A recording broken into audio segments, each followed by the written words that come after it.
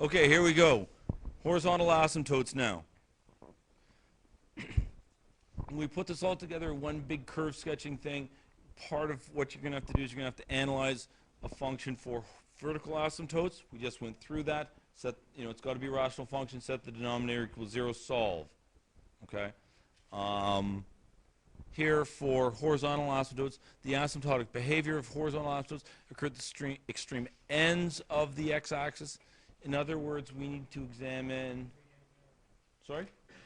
The end behavior. Yeah, okay. Let's connect end behavior with calculus. Sorry there, Shira Crawley? No. Nice try. Good try, though.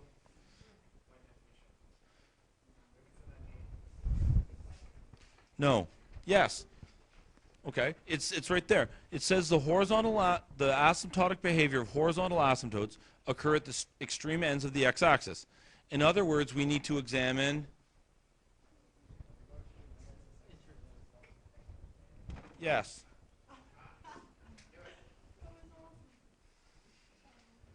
You know what we call that, Alexandra Breen? Using your head.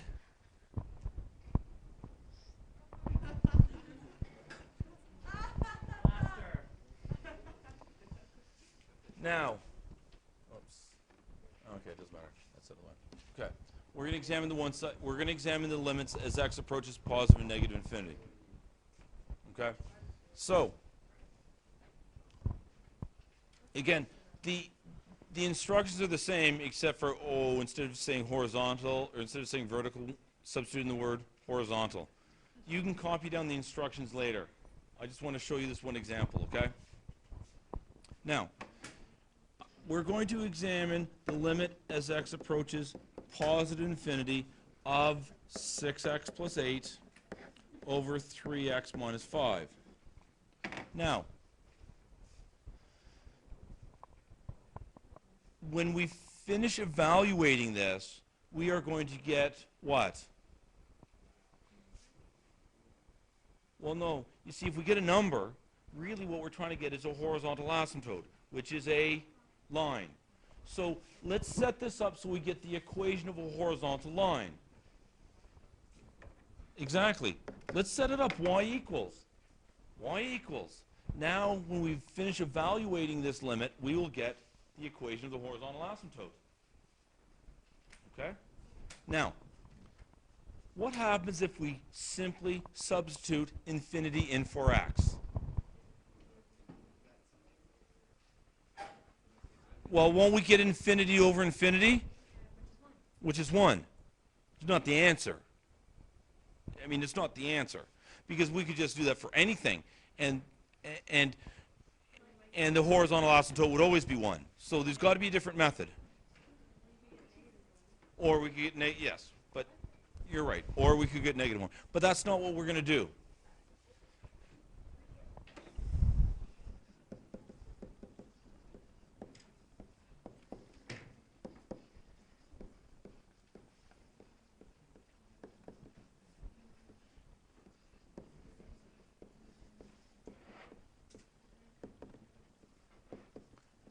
Okay, that says denominator. I know it doesn't really look like it. We're going to divide both the numerator and denominator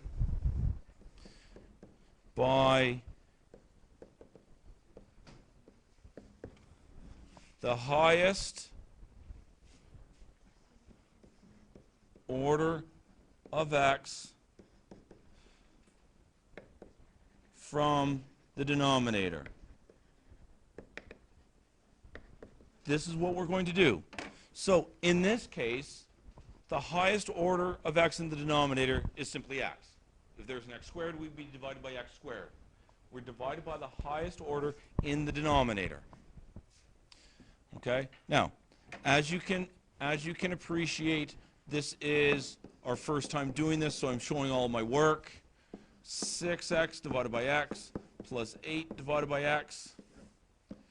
3x divided by x minus 5 divided by x. As I said, please remember, this is the first time it's in your notes. Put it in so it's properly done, please.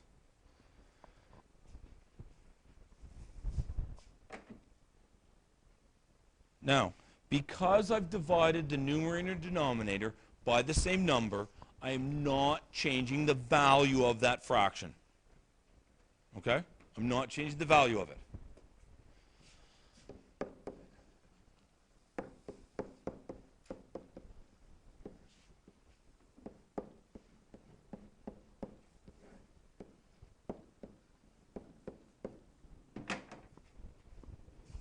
Now, after I simplify this, what would happen if I substituted in x equals infinity into this? What would the numerator become? What would the numerator approach? Remember, it's a limit. It's not what it equals, it's what it approaches. It approaches 6, doesn't it?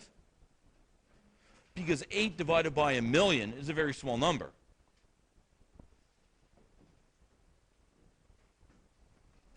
So the numerator approaches 6. The denominator approaches 3. So to evaluate that, we would get 2. Now, here's a little twist I want to try to explain to you. Because it could be approaching 2 from below or above. Okay? Here's an easy way of figuring it out. If x is approaching positive infinity, isn't the numerator just a little bit bigger than 6? And isn't the denominator a little bit smaller than 3? So if you took a number that was a little bit bigger than 6 and a little bit smaller than 3, would you get a number that's bigger than 2 or less than 2? If you're not sure, get your calculators out. Take 6.1 and divide it by 2.9. Is it bigger or smaller? It's bigger. So here's what I want you to do. If you put this down, the little plus, it means it's approaching it from the positive side, which speaks to its asymptotic behavior. Okay? Now, I know what you're going to say. Do we really have to do this for the other limit? Y is equal to the limit as x approaches negative infinity. I'm not going to repeat all that work. I'm going to jump down to this. I'm just going to jump down to that. Okay? Now, 99% of the time, the horizontal limit as x approaches infinity will be the same as the horizontal limit as x approaches negative infinity. But they could be different. They could be different, so take a second. We're going to get 2 again, but let's think of this as being negative. The numerator now, if x was negative infinity, is a little bit less than 6. This is a little bit greater than 3, right? Less than 6, greater than 3. Is the number greater than 2 or less than 2? So I put a little negative there just to show and indicate that it's approaching from the negative side. So now, my asymptotic behavior looks like this. There's y is equal to 2. Okay? It's approaching from the negative side here, so I'm just going to go like that. It's approaching from the positive side here, so I'm just going to go like that. And that is it.